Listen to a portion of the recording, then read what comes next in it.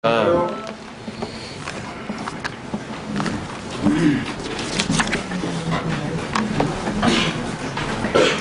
16장 말씀을 펴주시면 감사하겠습니다. 마태복음 16장입니다.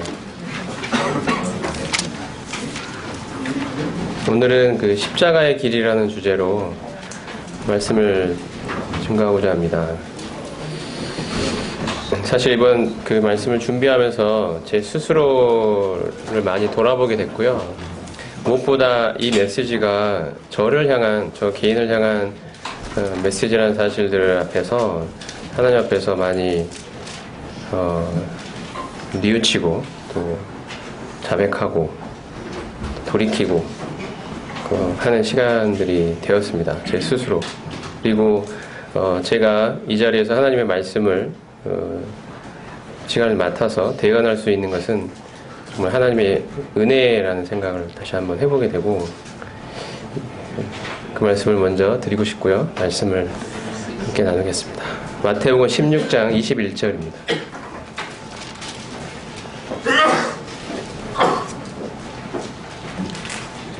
(16장 21절부터 24절) 말씀을 빠른 속도로 제가 읽겠습니다. 이때로부터 예수 그리스도께서 자기가 예루살렘에 올라가 장로들과 대제사장들과 서기관들에게 많은 고난을 받고 죽임을 당하고 제3일에 살아나야 할 것을 제자들에게 비로소 나타내시니, 베드로가 예수를 붙들고 항변하여 이르되 주여 그리 마옵소서, 이 일이 결코 주께 미치지 아니하리이다. 예수께서 돌이키시며 베드로에게 이르시되 사탄아 내 뒤로 물러가라. 너는 나를 넘어지게 하는 자로다. 내가 하나님의 일을 생각하지 아니하고 도리어 사람의 일을 생각하는도다 하시고, 이에 예수께서 제자들에게 이르시되 누구든지 나를 따라오려거든 자기를 부인하고 자기 십자가를 지고 나를 따를 것이니라. 죽음과 부활에 대해서 예수님께서 제자들에게 처음으로 알려주시는 장면입니다. 이제 십자가를 지실 날이 얼마 남지 않았죠. 예수님께서 가이사랴 빌립보라는 지방에 이르렀을 때 예수님께서 비로소 사람들이 나를 누구라 하느냐, 사람들이 인자를 누구라 하느냐라고 제자들에게 물으셨고, 베드로로부터 주는 그리스도시요 살아계신 하나님의 아들이십니다 라는 고백을 이끌어내신 후에 이제 비로소 제자들에게 자신이 죽을 것과 다시 살아날 것을 말씀하셨습니다. 이때 제자들의 반응은 만류했다라고 되어 있습니다. 베드로는 예수님을 붙들고 항변하여 주여 그리 마옵소서, 일이 결코 주께 미치지 아니하리이다. 예수님은 베드로를 비롯한 이 제자들을 향하여 사탄아 내 뒤로 물러가라. 너는 나를 넘어지게 하는 자로다. 이렇게 말씀하셨습니다. 십자가를 처음 제시했을 때 나타난 제자들의 반응은 그리 마옵소서라는 만류였습니다. 만류. 십자가는 사람들에게 그 의미가 그대로 전파되었을 때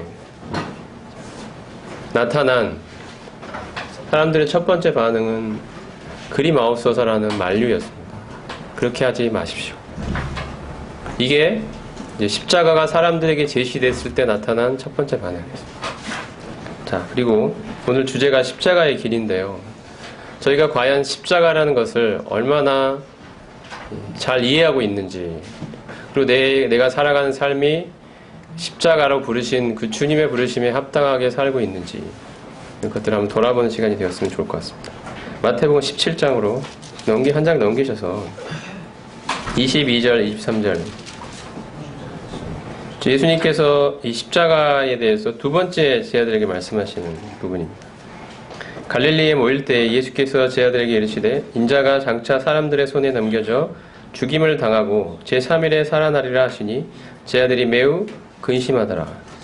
자, 제자들은 이 십자가가 사람들에게 전파됐을 때 나타난 두 번째 반응은 매우 근심했다라고 되어 있습니다.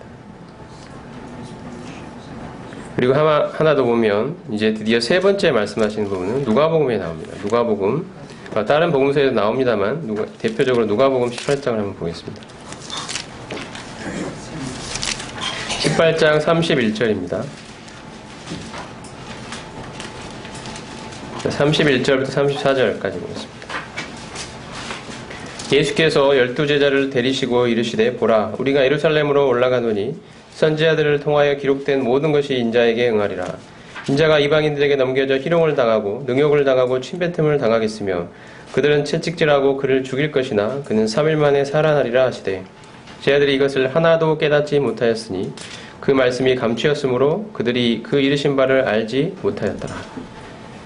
첫 번째 반응은 그리 마옵소서라는 만류였죠. 두 번째 반응은 제 아들이 매우 근심했다라고 했고요. 세 번째 반응은 하나도 깨닫지 못하였다라고 말하고 있습니다. 이 십자가 또 그 이후에 십자가를 통한 이 부활의 이 메시지는 무엇보다 이 십자가의 메시지는 사람들이 도무지 깨달을 수 없고 알 수도 없고 얼핏 들었을 때 참으로 근심하게 만들고 그리 마옵소서라고 만류하게 만드는 메시지가 바로 십자가의 메시지입니다. 십자가 사건은 사람들이 전혀 깨달을 수가 없습니다. 이해할 수도 없습니다. 알아들을 수 없습니다. 더구나 받아들일 수는 더더욱 없는 일입니다. 이것이 십자가의 메시지입니다. 자, 고린도전서로 한번 가보겠습니다. 고린도전서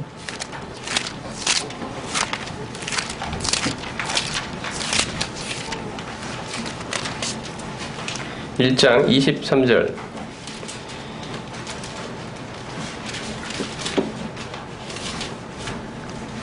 23절과 24절을 보겠습니다.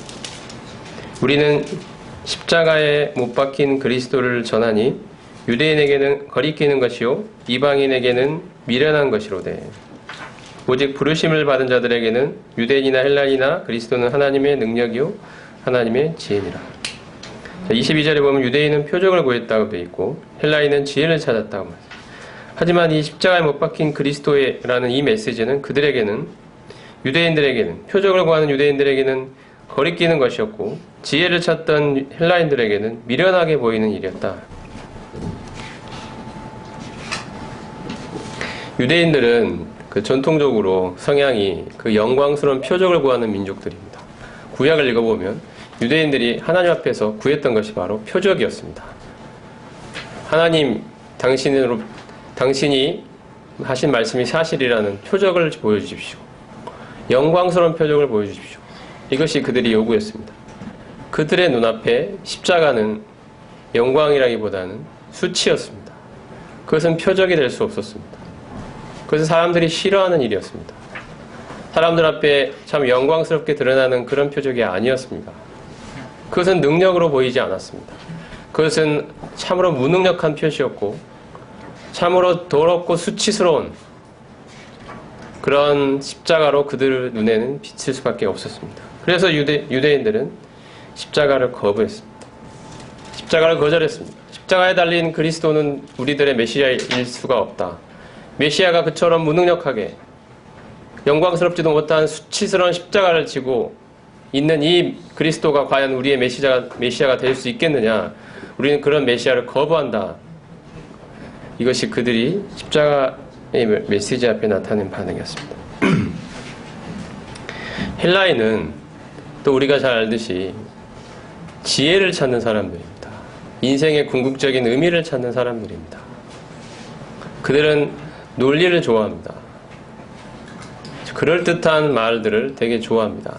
사도행전을 읽어보면 그들이 새로운 철학을 논하는데 하루 온종일 그들의 모든 삶을 보냈다라고 기록이 되어 있습니다. 그럴 만큼 그들은 특히 헬라인 중에 이 노예 계급이 아닌 이 자유인 계급들, 자주인 계급들은 이렇게 철학을 논하는데 자신의 생애를 보냈죠. 지혜를 찾았습니다. 그렇게 지혜로운 것들을 좋아하는 헬라인들에게 있어서 십자가는 아주 미련하게 보이는 것이었습니다. 어떻게 세상을 구원한다는 메시아가 십자가를 질 수가 있느냐. 참으로 미련하게 보였습니다. 그럴듯하게 보이지 않았죠. 합리적으로 보이지도 않았습니다.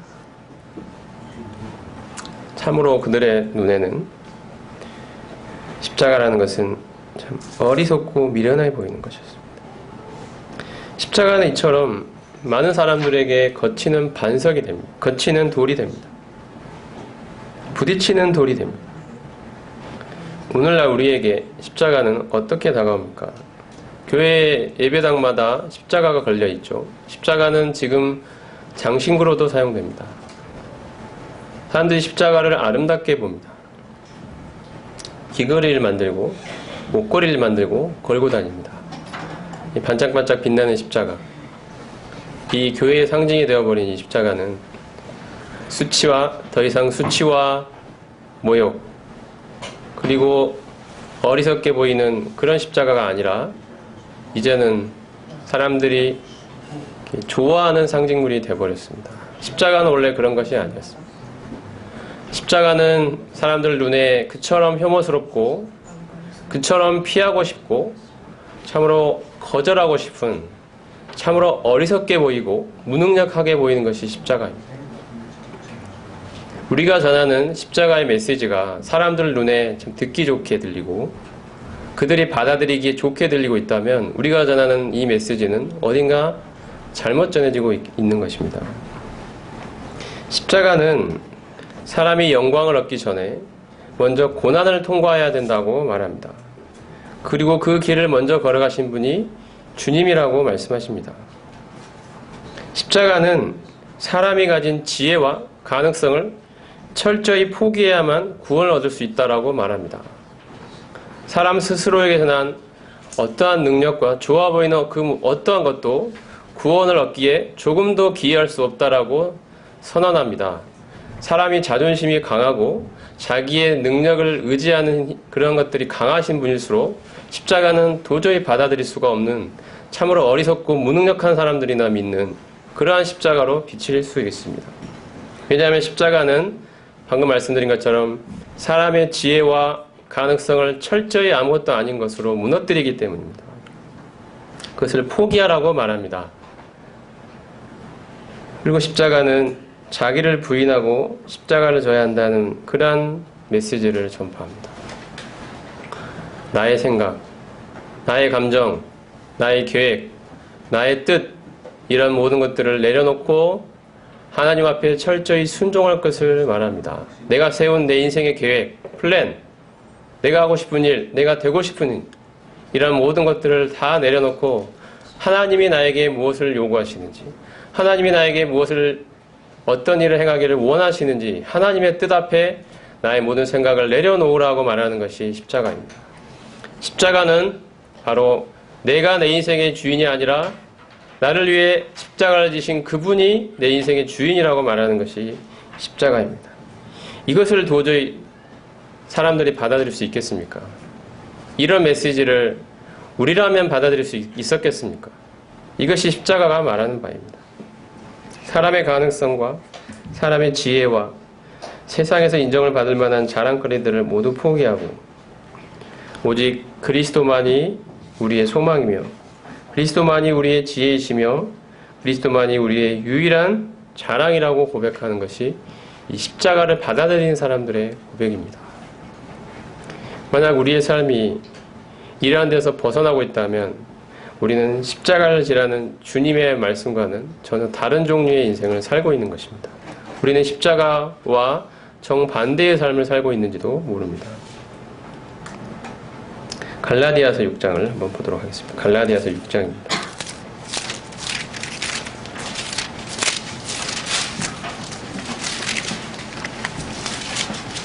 6장 12절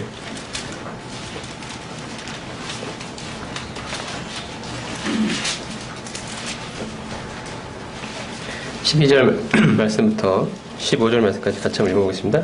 6장 12절부터 15절입니다. 시작. 무릇 육체의 모양을 내려 하는 자들이 억지로 너희에게 할례를 받게 함은 그들이 그리스도의 십자가로 말미암아 박해를 면하려 할 뿐이라. 할례를 받은 그들이라도 스스로 율법은 지키지 아니하고 너희에게 할례를 받게 하려는 것은 그들이 너희의 육체로 자랑하려 함이라.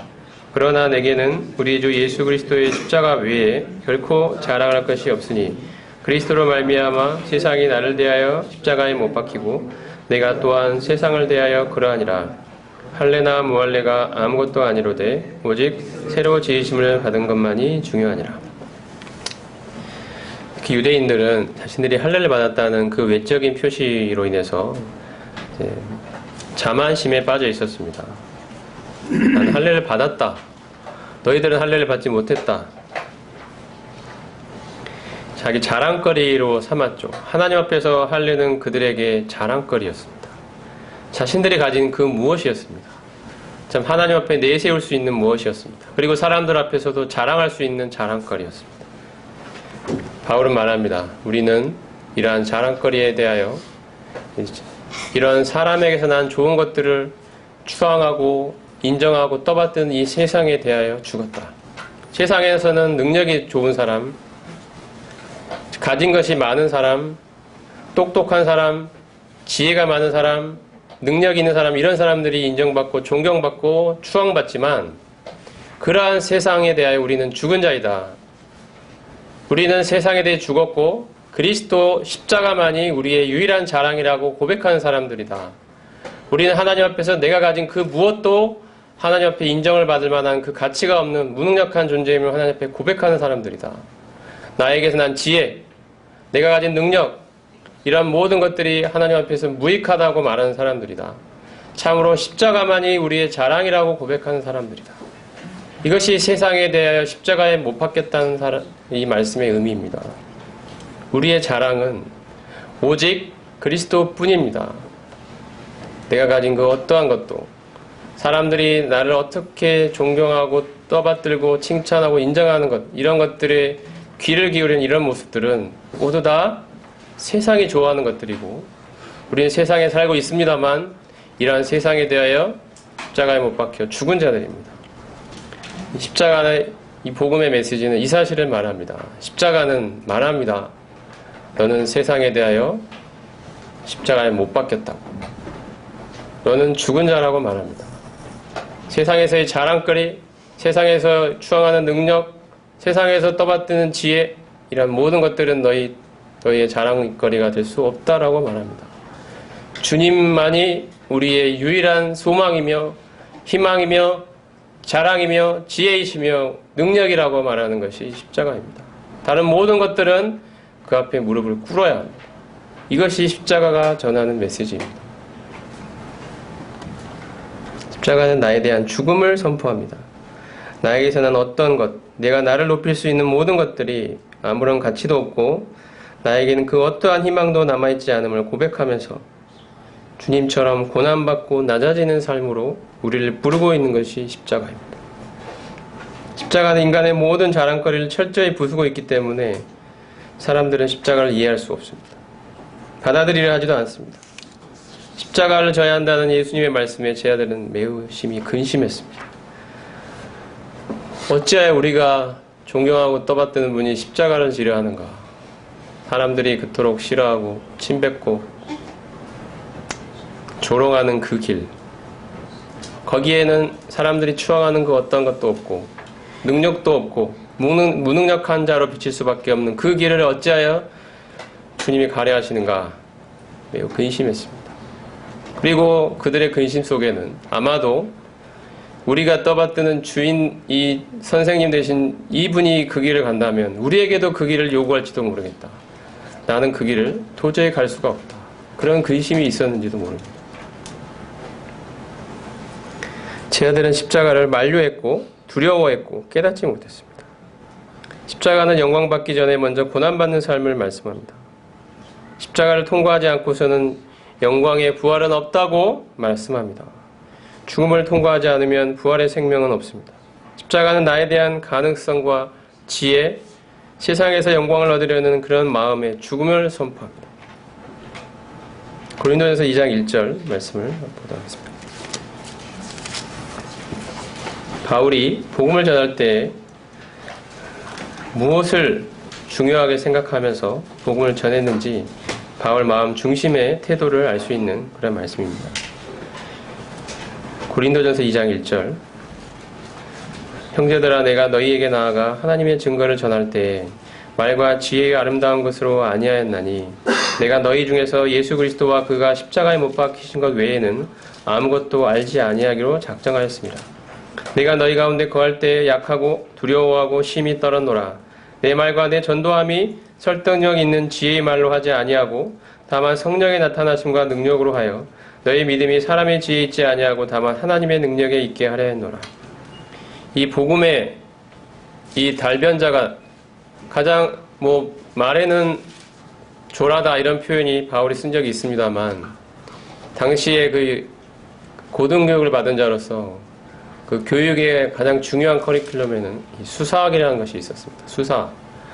말을 어떻게 잘 하는가를 배우는 거죠. 굉장히 중요한 포션을 차지하고 있는 것이 바로 수사학이었고, 또 하나가 있다면 논리학입니다. 논리학. 수학으로 대표되는 이 논리학. 논리에 논리를 더해서 사람들을 어떻게 설득시켜낼 수 있는지, 이 논리와 합리성에 대한 교육을 가장 중요한 교육의 하나로 받았던 사람이 바로 이 바울입니다. 사람의 지혜대로 하자면 그 누구보다도 가장 고등교육을 받았던 인물이 바로 바울이죠. 이 바울이 근데 복음을 전할 때만큼은 정말 두렵고 떨었습니다.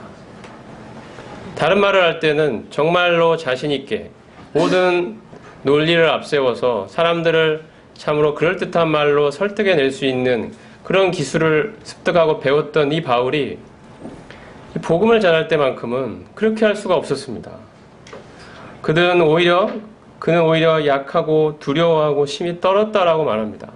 그가 이렇게 떤 이유가 무엇일까요? 복음을 전할 때 왜 떨었을까요? 이렇게 한두 번 전한 것도 아니고 일생에 수없이 수백 번 수천 번을 전했을 이 복음을 그가 복음을 전할 때마다 떨었던 이유는 무엇입니까? 바로 자기의 메시지가 사람의 지혜로 전파될까봐 그것이 두려웠던 것입니다. 여기에 성령의 나타남과 능력이 아닌 사람의 지혜로 나타날까봐 그 사실이 두려웠습니다. 여기에 정말 사람에게서 난 그 어떠한 것이 개입될까봐 하나님 앞에서 정말 두려웠습니다. 왜냐하면 복음은 그 정반대를 말하기 때문입니다. 그가 전파하고 있는 이 복음의 메시지는 사람에게서 난 그 어떠한 좋아 보이는 것도 참으로 하나님 앞에서 심판받아야 된다는 것을 말하기 때문입니다. 그 어떠한 것도 구원 얻는데 기여할 수 없다고 철저하게 무능력한 자로 낮아지라고 복음은 말하기 때문입니다. 우리가 얼마나 하나님 앞에서 철저하게 부패한 죄인인지를 말하기 때문입니다. 얼마나 영적으로 무능력한 존재인지 말하기 때문입니다.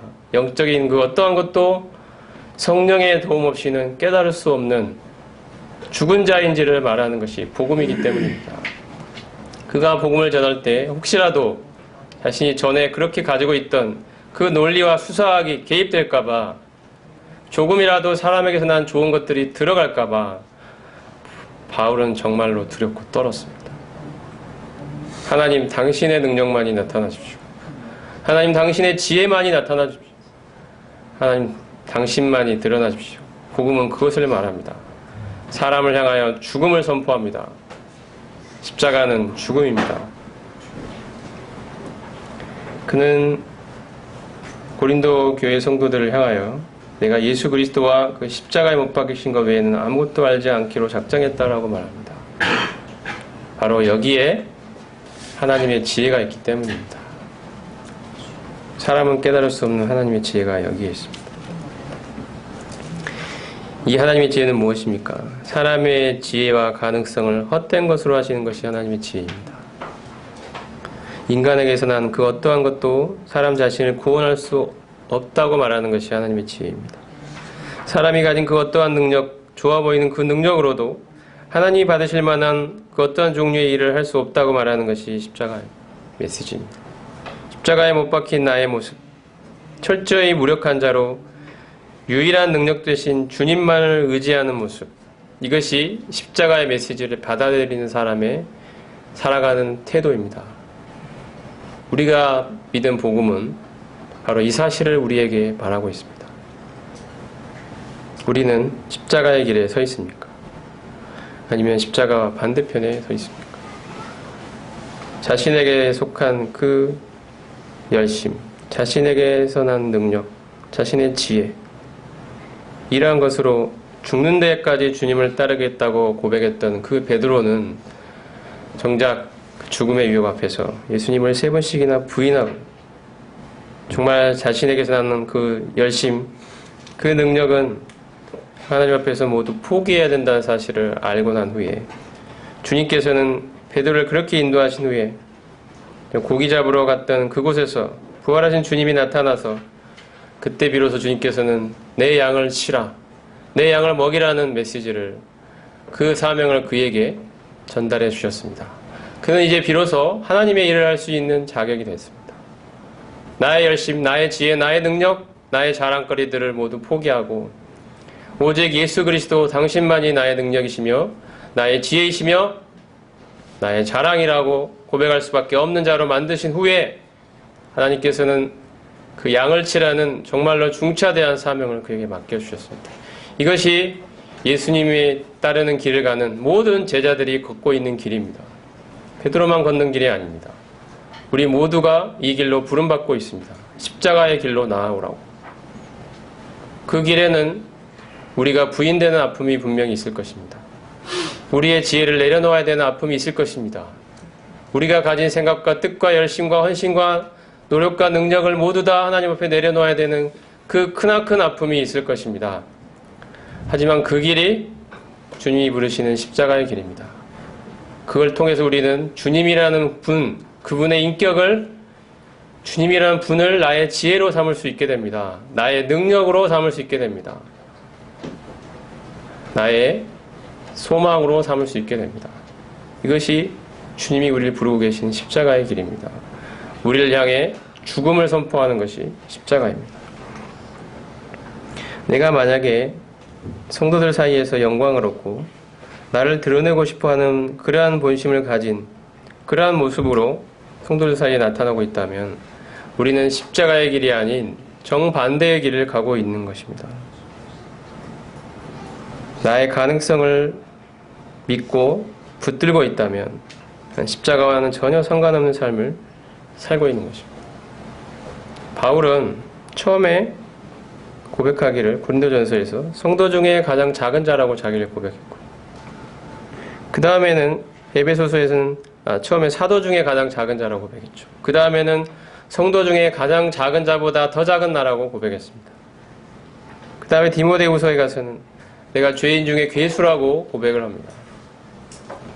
하나님 앞에서 자신의 어떠함을 점점점 보면 볼수록 그분의 영광 앞에 더 가까이 나아가면 나아갈수록 내가 얼마나 부패하고 무능력하고 추악하고 이런 존재인지가 드러납니다. 하나님 앞에 내세울 것이 아무것도 없는 줄, 오직 하나님의 은혜만이, 하나님의 능력만이, 우리 주 예수 그리스도 그분만이 나의 유일한 소망이 되셔서 그분 때문에 내가 능력을 입고 살아가고 그분 때문에 내가 주님을 섬길 수 있는 힘을 얻고 그 은혜 앞에 설 수밖에 없는, 오로지 처음부터 끝까지 모든 것이 다 하나님의 은혜라고, 나의 나 된 것은 하나님의 은혜라고, 그 은혜가 나에게 역사하여 모든 사도보다 더 많이 수고하게 만들었다고 봤던 바울의 고백처럼 우리는 그 길을 지금 걸어가고 있는 그런 자들입니다. 히브리서 13장 12절에 보면 능력을 지고 영문 밖으로 나아가자라는 말씀을 하고 있습니다. 예수님께서 영문 밖에서 고난받으셨던 것처럼 우리도 그 능력을 지고 주님과 함께 영문 밖으로 나아가자. 그 수치와 모욕의 길로 가자. 그 자기 죽음의 길로 가자. 그것이 바로 우리를 향한 하나님의 메시지입니다. 나는 영광을 선호하고 쉬운 길을 가고 싶고 사람들 앞에 존경받고 나타나고 드러내고 자랑하고 싶은 그 길을 걷는 것이 인간의 본성이지만 십자가는 거기에 대한 철저한 죽음을 선포하고 반대의 길을 제시합니다. 이 반대의 길을 걸어갈 때 거기에 진정으로 하나님의 영광이 나타날 것이라고 말씀하는 것이 십자가입니다. 죽음을 통과하지 않고서는 결코 영광의 길을 제시하지 않습니다. 죽음을 통과해야만 부활이 있다고 말하는 것이 십자가입니다.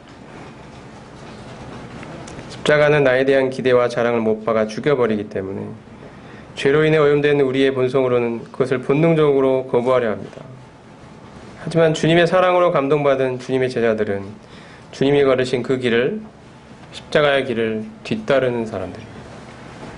십자가는 내가 죄에 대해 죽은 자라고 말하고 율법에 대해 죽은 자라고 말하고 세상에 대해 죽은 자라고 말합니다.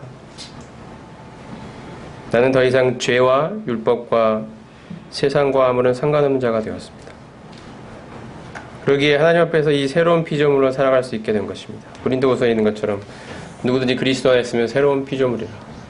세상에서 자기를 높이고 출세하고 자기 뜻을 실현하는 것이 인생의 목적으로 살아왔던 나는 죽었고 이제 그리스도만을 소망하며 그분만을 나의 힘이요 능력이라고 고백하는 그러한 사람으로 변화된 것입니다. 이것이 그리스도 안에서 새로운 피조물로 변화되었다고 말씀하신 말씀의 의미가 될 것입니다.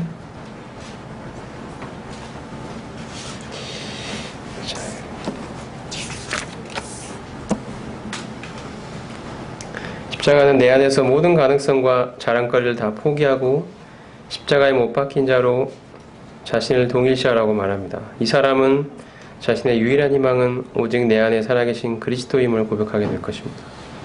십자가에서 자신에 대한 사망 선고를 내린 사람은 이제 자신이 살아가는 유일한 근거와 원동력은 내 안에 역사하시는 그리스도의 완전한 생명이라는 사실을 고백할 것입니다. 갈라디아서 2장 20절처럼 내가 그리스도와 함께 십자가에 못 박혔나니 그런즉 이제는 내가 산 것이 아니요 오직 내 안에 그리스도께서 사신 것이라. 이제 내가 육체 가운데 사는 것은 나를 사랑하사 나를 위하여 자기 몸을 버리신 하나님의 아들을 믿는 믿음 안에서 사는 것이라. 이제 나는 십자가에 못 박혀 죽었다. 이제 내 안에 나의 생명 대신 그리스도께서 사신다. 이것이 십자가의 메시지입니다. 십자가를 받아들인 사람의 고백입니다. 우리가 부름받고 있는 십자가의 길이기도 합니다. 나는 약하나 주님은 강하십니다. 나는 무능력하나 주님은 전능하신 분이시고 나에게는 희망이 없으나 주님은 나의 온전한 소망이 되신다. 나에게서는 하나님이 기뻐 받으실 만한 어떠한 영적 가치도 없지만 주님 자체, 주님 그분께서는 하나님이 그토록 기뻐하시는 온전한 아드님이시다. 하나님이 그토록 기뻐하시는 온전한 거룩이 되신다. 나의 의의는 다 헤어진 옷과 같으나 우리 주님께서 가지신 의의는 하나님 앞에서 반짝반짝 빛나는 영롱한 아름다운 의의라는 사실을 고백합니다. 이것이 십자가의 길을 걷고 있는 사람들의 고백이 아니겠습니까? 우리가 부름받고 있는 길입니다. 2013년에 벌써 한 달이 지났습니다. 올해 우리가 걸어가야 될, 우리가 살아가야 될 그런 삶의 좌표를, 그 방향을 제시해주는 그러한 말씀으로 저와 성도님들 마음에 그렇게 받아들여졌으면 좋을 것 같습니다. 십자가의 길, 주님이 부르고 계십니다. 자신에 대한 사망 선고를 내리라고 말씀하고 계십니다. 주님만이 우리의 유일한 지혜요, 능력이요, 소망이심을 받아들이고 고백하고 그렇게 힘입어 살 것을 말씀하십니다. 사람들이 나를 어떻게 바라보는지, 내가 어떠한 자로, 능력 있는 자로, 영광스러운 자로 비춰지고 있는지 이것은 전혀 중요하지 않습니다. 하나님 앞에서 나의 유일한 자랑거리는 그리스도이십니다. 내가 고백하는 나의 구원자, 나의 주인 되신 그분, 나를 위하여 십자가를 지신 이 썩어 문드러진 이 더럽고 추한 나 같은 죄인을 위하여 십자가를 지기까지 하나님의 뜻에 순종하신 그분이 당신이 나의 유일한 소망이십니다. 당신이 나의 유일한 자랑이십니다. 저는 주님만을 자랑하겠습니다. 주님 당신만을 붙들고 올 한 해를 살아가겠습니다. 이런 고백이 우리 가운데 있기를 원합니다. 당신이 부르시는 그 십자가의 길로 나아가겠습니다. 사람들이 알아주든지 못 알아주든지 관심 갖지 않고 오직 때로는 수치와 모욕이 있더라도 때로는 그것이 죽음의 길이라 할지라도 주님이 먼저 걸어가신 그 길을 저도 따르겠습니다 라는 고백이 우리 가운데 있기를 원합니다. 빌립보서 말씀을 한 곳도 보고 마치겠습니다.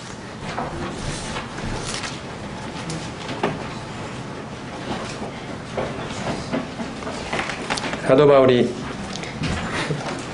어떠한 삶의 목적을 가지고 살았는지 알 수 있는 사도 바울의 필생의 고백이 적혀 있는 것이 빌립보서 3장인데요.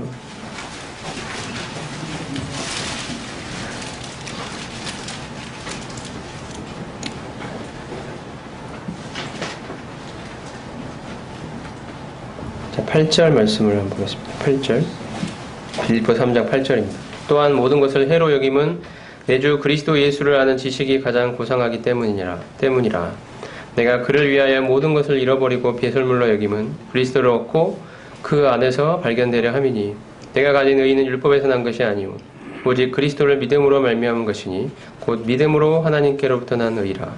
내가 그리스도와 그 부활의 권능과 그 고난에 참여함을 알고자 하여 그의 죽으심을 본받아 어떻게 해서든지 죽은 자 가운데서 부활에 이르려 하노니. 바울은 여기 3장 앞부분에 있던 것처럼 가장 세상에서 자랑할 거리가 많은 사람이었습니다. 사회적으로나 종교적으로나 여러 가지 신분적인 면에서 그는 소위 이른바 엘리트 코스를 밟았던 사람이고요. 당시 사회에서 가장 촉망받고 앞길이 전도가 유망한 그러한 사람이었습니다. 근데 이 모든 것들을 바울은 내려놓았다라고 말합니다. 심지어 배설물로 여겼다라고 말합니다. 배설물로 표현되어 있습니다만 정확한 의미는 똥이라는 뜻입니다. 똥. 똥이라고 성경에 적을 수가 없어서 배설물이라고 적었는데요. 똥이었다. 나한테는 똥과 같았다는 것입니다. 그렇게 사람들이 좋아하고 흠모하고 추앙하는 그 모든 것들을 하나님 앞에서 이 배설물로 여길 수 있었던 것. 그것은 바로 그리스도가 가지신 그 고귀함을 알았기 때문입니다. 그리스도가 얼마나 그분이 고귀하고 영광스럽고 참 충만한 분이신지 그분이 가진 가치를 알았기 때문에 다른 것들이 무가치하게 여겨졌던 것입니다. 내가 주님을 소유하고 있는데 이 다른 모든 것들은 더 이상 나에게 무의미하다. 주님을 가진 자는 모든 것을 가진 것이기 때문입니다. 내가 이 주님의 그 고귀함을 알아가면 알아갈수록 다른 모든 것들이 참으로 하찮게 보인다. 내가 이 주님을 소유하고 있다는 이 사실, 이것만이 나에겐 소중하다. 나는 다른 모든 것들을 잃어버리더라도 그리스도 안에서 발견되기를 원한다. 나는 그리스도 안에 있는 존재이다.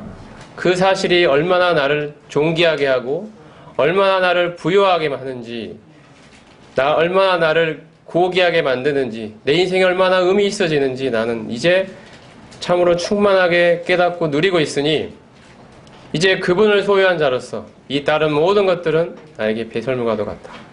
이것이 그의 고백이었습니다. 그리고 이제 나의 남은 삶은 이 그리스도를 더 알기를 원하는 것이다.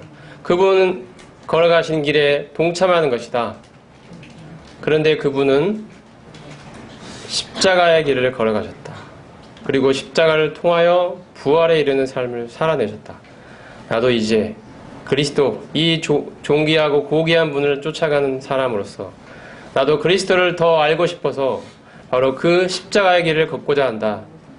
나는 나에 대한 죽음을 선포하기를 원한다. 그것을 나의 모든 삶에 적용하기를 원한다.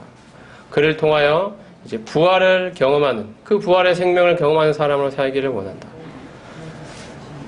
나에게 있었던 그 모든 자랑거리들은 다 십자가에 못 박고 이제 주님이 걸어가시는 그 십자가를 나의 것으로 받아들이고 그 고난에 동참하기를 원한다. 내가 이를 통해 주님을 더 알아갈 수 있다면, 그분, 그 고귀하신 분을 내가 더 깊이 알 수만 있다면 나는 이 길을 마다하지 않고 걸어갈 것이다. 십자가의 길, 그것은 주님이 먼저 걸어가신 길이며 그 길을 통과한 자만이 주님을 더 알 수 있는 바로 그 길이기 때문에 바울은 그 길을 걷고자 했습니다. 온전히 이룬 게 아니라 그 위에서 부른 부름의 상을 쫓아서 오늘 하루하루를 그렇게 살기를 원했습니다. 그를 통하여 주님을 더 깊이 알기를 원했습니다. 주님이 가진 그 부활의 능력에 동참하기를 원했습니다. 십자가가 해답입니다. 우리는 먼저 십자가를 져야 합니다. 십자가, 그 길로 주님이 우리를 부르고 계십니다. 오늘 한 해 주님이 십자가로 나아오라고 우리를 향하여 부르고 계십니다. 그 온유한 음성으로, 그 은혜로운 음성으로 내가 걸어간 그 십자가의 길로 나아오지 않겠느냐고 우리 심령 가운데 말씀하고 계십니다. 우리 다 함께 주님이 걸어가신 그 십자가의 길, 그것을 나의 십자가로 받아들이고 사람들은 싫어하고 거부했지만 이제 주님의 능력, 주님의 은혜를 받은 자로서 십자가를 마다하지 않고 십자가 앞에 자기의 모든 것을 내려놓는, 나를 향하여 죽음을 선포하는, 사망 선고를 내리는 그러한 길로 영광스럽게 나아가는 저희들이 되었으면 좋겠습니다.